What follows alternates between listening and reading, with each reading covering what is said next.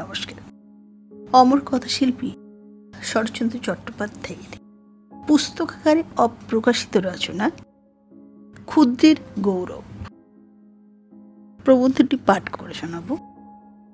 শ্রাবণ ১৩০৮ সালে প্রবন্ধটি যমুনা পত্রিকায় প্রকাশিত হয়েছিল। সঙ্গে থাকুন। শুরু করছি ক্ষুদ্রের গৌরব। সে রাত্রে চাঁদের বড় বাহার ছিল। শুভ্র স্নিগ্ধ শান্ত কৌমুদী স্তরে স্তরে দিগ দিগন্তে ছড়াইয়া পড়িতেছিল। আকাশ বড় নির্মল, বড় নীল, বড় শোভাময়। শুধু সুদূর প্রান্তস্থিত দু একটা খণ্ড শুভ্র মেঘ মধ্যে মধ্যে দেখা যাইতেছে। সেগুলো বড় লঘু হৃদয়, কাছে আসিয়া আশেপাশে ছুটিয়া বেড়াইয়া চাঁদকে চঞ্চল করিয়া দেয়। আজ তাহা পারে নাই। তাই চন্দ্রমা কিছু গম্ভীর প্রকৃতি। সে স্থির গাম্ভীর্যের যে কি সৌন্দর্য তাহা আমি বর্ণনা করিতে পারিব না। আকাশে স্থান গ্রহণ করিলেই তাহার এ শোভা হয় না। তবে মনে হয় যেদিন কবি তাহার রূপ দেখিয়া প্রথম আত্মবিস্মৃত হইয়াছিল, আজ বুঝি তাহার সেই রূপ, যে রূপ দেখিয়া বিরহী তাহার পানে চাহিয়া প্রিয়তমের জন্য প্রথম অশ্রুমোচন করিয়াছিলেন, আজ বুঝি তিনি সেই রূপে গগনপটে উদিত হইয়াছিলেন।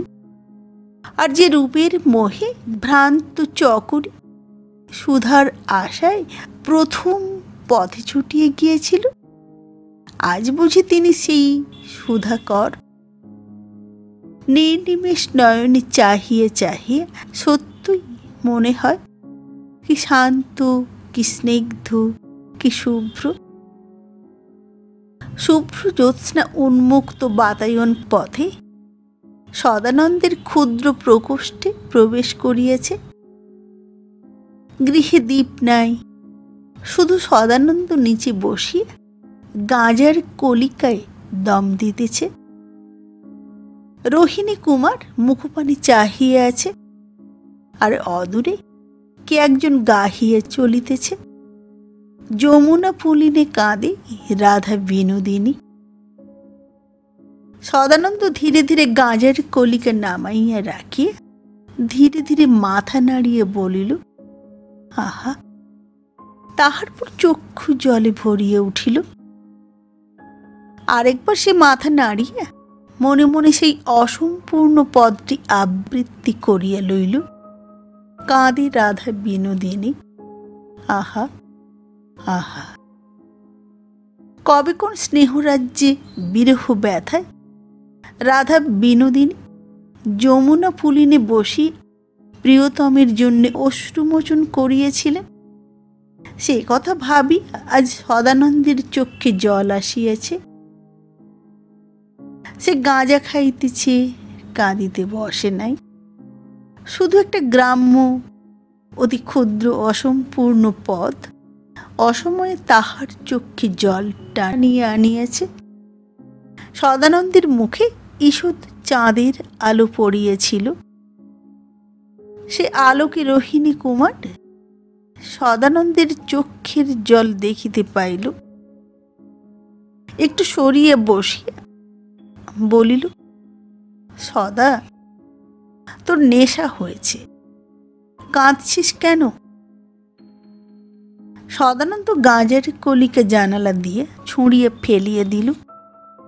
এবার রোহিণী বিরক্ত হইল, দাঁড়াইয়া উঠিয়া কহিল, ওই তো তোর দোষ, মাঝে মাঝে বেঠিক হয়ে পড়িস, ওই তো তোর দোষ। সদানন্দ কথা কহিল না দেখিয়ে বিরক্ত অন্তঃকরণে রোহিণী নিজেই কলিকার অন্বেষণে বাহিরে আসিল। আরেকবার জানালা দিয়ে দেখিল সদানন্দ পূর্বের মতো মুখ নিচু করিয়া বসিয়া আছে। তাহার এ ভাব রোহিণীর নিকট নতুন নহে। সে বিলক্ষণ বুঝিয়েছিল আজ অন্য আশা নাই, তাই গম্ভীরভাবে কহিল, সদা সুগে যা, কাল সকালে আবার আসব। রোহিণী একটু বিরক্ত হইয়া চলিয়া যাইতেছিল, কিন্তু পথে আসিয়াই তাহার মনে পড়িল সেই কোমল করুণ আহা। তখন সে হাততালি দিয়া গান ধরিল, যমুনা পুলিনে বসে কাঁদে রাধা বিনোদিনী, বিনেশী বিনেশী। কিছুক্ষণ বিরামের পর আবার সেই গান সদানন্দের কর্ণে প্রবেশ করিবা মাত্র সে যুক্ত করে ঊর্ধ্ব নেত্রে কাঁদিয়া কহিল, দয়াময় দয়াময়, তুমি ফিরিয়ে এসো। রাধার দুঃখ সে হৃদয়ে অনুভব করিয়েছে, তাই ক্ষুদ্র কবিতার ক্ষুদ্র একটি চরণ তাহার সমস্ত হৃদয় মন্থন করিয়া তুলিয়া ধরিয়াছে। সেই নির্মল নীল যমুনা, সেই পিকো কুহুরিত জ্যোৎস্না প্লাবিত সখী পরিবৃত কুঞ্জ বন, সেই বকুল তমাল কদম্ব মূল, সেই মৃত সঞ্জীবনী বংশীশ্বর মান অভিমান মিলন, তাহার পর শতবর্ষ ব্যাপী সেই সর্বগ্রাসী বিরহ, আর ছায়ার মতো সেই ভাতৃপ্রেম মাতৃপ্রেম, দয়া ধর্মপূর্ণ এবং তাহার সর্বনিয়ন্তা পূর্ণ ব্রহ্ম শ্রীকৃষ্ণ। এত কথা, এই দীপ্ত অথচ স্নিগ্ধ ভাব, এত মাধুরী প্রণোদিত করিবার গৌরব কি? এই অসম্পূর্ণ নিতান্ত সাধারণ পদটি রচয়িতার না গায়কের?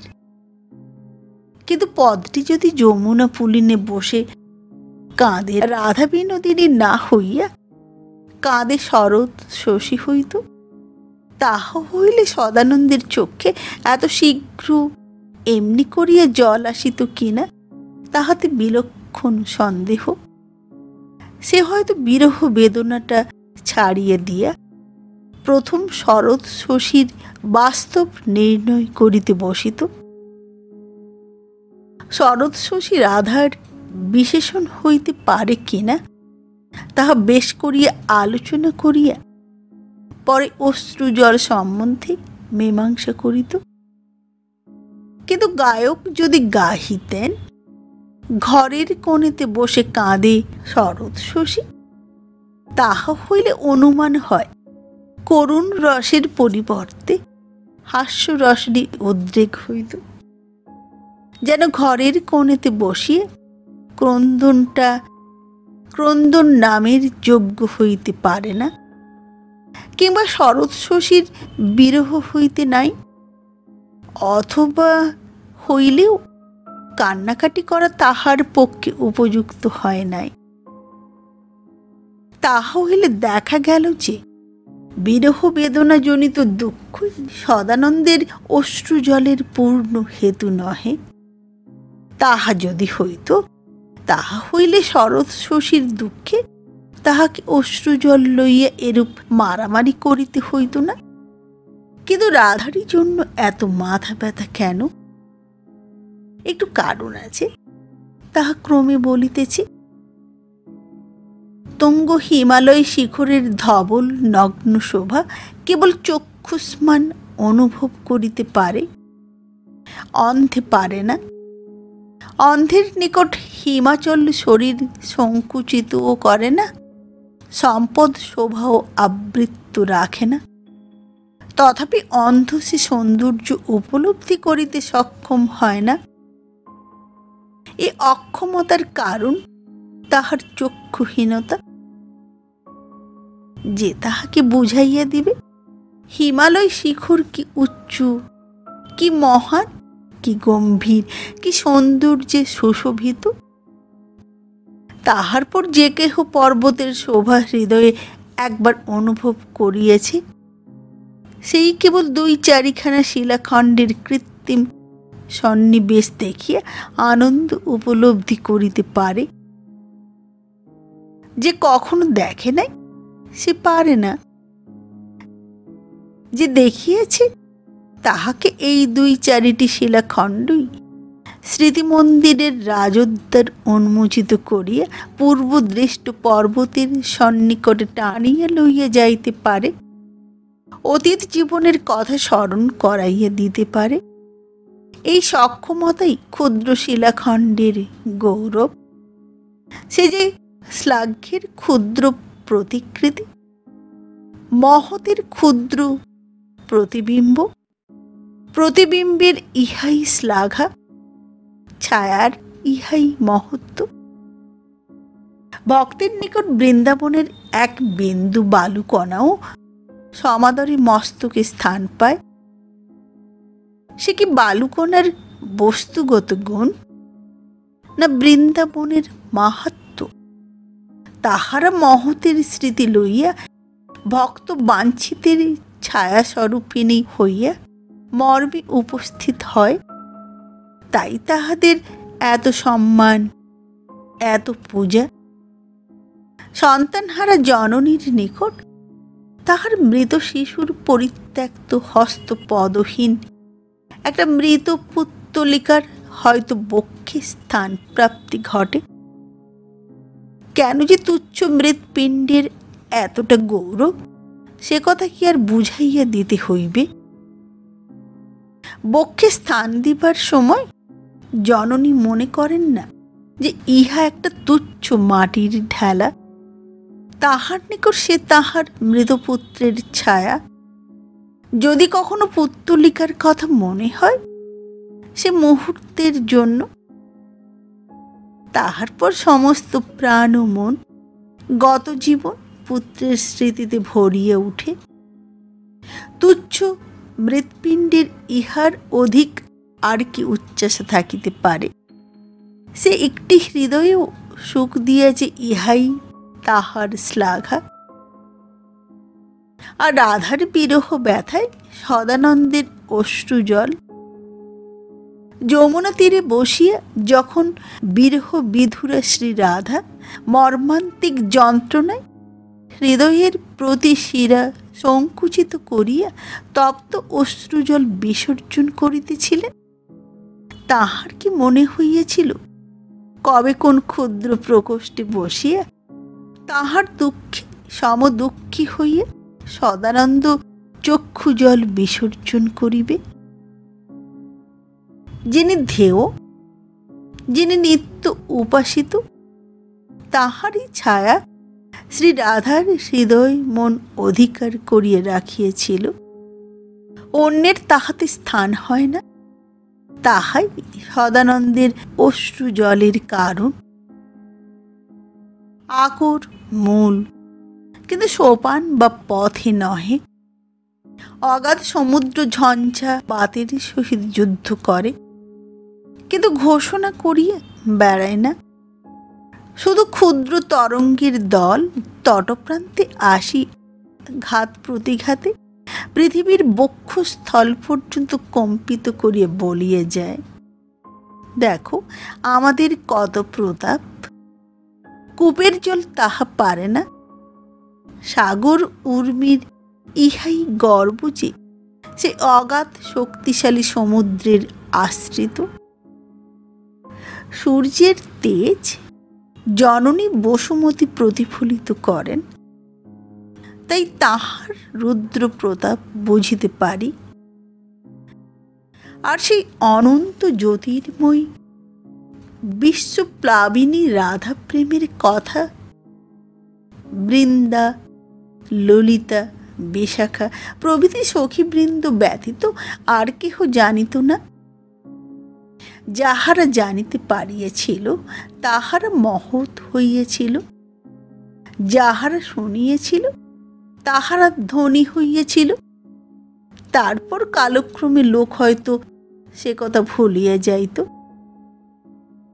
একেবারে না ভুলিলেও তাহাতে এমন জীবন্ত মোহিনী শক্তি থাকিত না। এ মাধুরী যাহারা ধরিয়া রাখিয়াছেন, এ মহত্ব নশ্বর জগতের এ সারবস্তু যাহারা পৃথিবীর ন্যায় প্রতিফলিত করিয়া জনসাধারণকে উচ্চে তুলিয়েছেন, তাহারা ওই অজর চিরপ্রিয় বৈষ্ণব কবিগণ। সে রাধা প্রেমের ছায়া তাহারা হৃদয়ে ধরিতে পারিয়েছিলেন এবং সরস প্রেমপূর্ণ সুধামাখা ছন্দ বন্দে জগৎ সমক্ষে প্রতিভাত করিয়েছিলেন। স্বর্গীয় বলেন্দ্রনাথ ঠাকুর কহিয়েছেন, এ জগতে বিশেষণের বাহুল্য, একথা বড় সত্য। বিশেষণ না থাকিলে বিশেষ্যকে কে চিনিত? তাই মনে হয় এই অমর কবিতাগুলি রাধা প্রেমের বিশেষণ ভিন্ন আর কিছুই নহে। যাহাকে দেখিলে তাহার বিশেষ্যকে মনে পড়ে, বিশেষ্যের সেইটি বিশেষণ, সেইটি প্রতিবিম্ব, সেইটি ছায়া। যে বিরহ শোকগাথা গাহিয়া অতীত দিবসের বৈষ্ণব কবিগণ আপাময় সকলকে উন্মত্ত করিয়েছিলেন, তাহারই একটি হস্তপদহীন পরিত্যক্ত মৃৎপুত্তলিকার মতো, মৃতপুত্রের ছায়ার মতো একটি ক্ষুদ্র যমুনা পুলিনে বসে কাঁদে রাধা বিনোদিনী। পদটি সদানন্দের অশ্রু টানিয়ে আনিতে সক্ষম হইয়াছিল। ক্ষুদ্র কবির ইহাই গৌরব, ক্ষুদ্র কবিতার ইহাই মহত্ব। ক্ষুদ্র ছায়া সদানন্দকে বশ করিতে পারিবে, কিন্তু রোহিণী কুমারের নিকটেও হয়তো যাইতে পারিবে না। তাহাতে ছায়ার অপরাধ কি? মলিন বর্ষার দিনে আকাশের গায়ে নিবিড় জলদজাল বায়ুভরে চালিত হইতে দেখিলে মনে পড়ে সেই যক্ষের কথা। মনে হয় আজিও বুঝি তেমনি করিয়া উন্মত্ত যক্ষ ওই মেঘপানি চাহিয়া প্রণয়িনীর সহিত কথা কহিতে চাহিতেছে। স্মরণ হয় যেন যক্ষ বধূর বিরহ ক্লিষ্ট ম্লান মুখ শোভা কোথায় কোন মায়ার দেশে দেখিয়া আসিয়াছি। কিন্তু যে মনুষ্যী এই জীবন্ত মূর্তিময় মানুষ পটে গভীরভাবে অঙ্কিত করিয়া দিয়েছেন, জলদজাল সেই মহান প্রতিভার ছায়া মাত্র। আপনার শরীর সেই উজ্জ্বল জ্যোতির প্রতিবিম্ব বাহিয়া লইয়া বেড়ায়।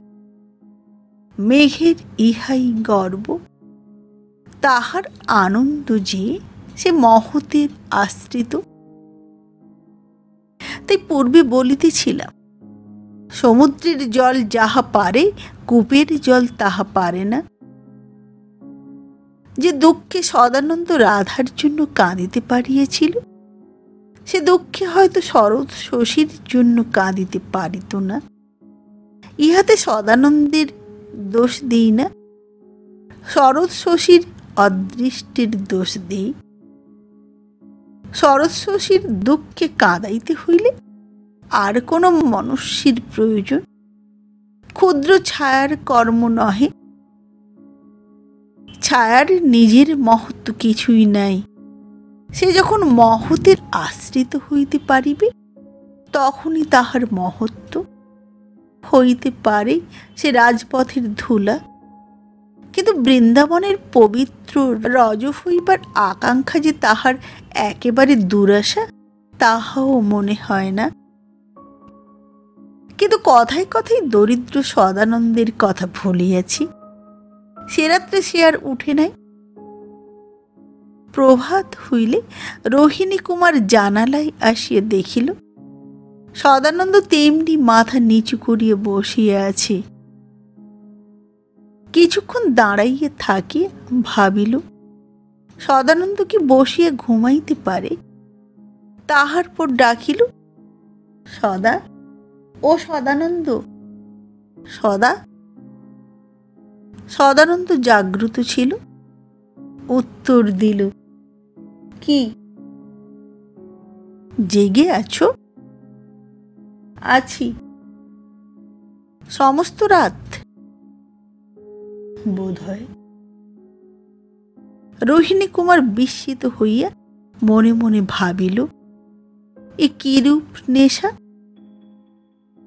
তাহার পর একটু থামিয়া একটু চিন্তা করিয়া বলিল, সদানন্দ, মনে করিতেছি এ অভ্যাসটা ছাড়িয়া দেব।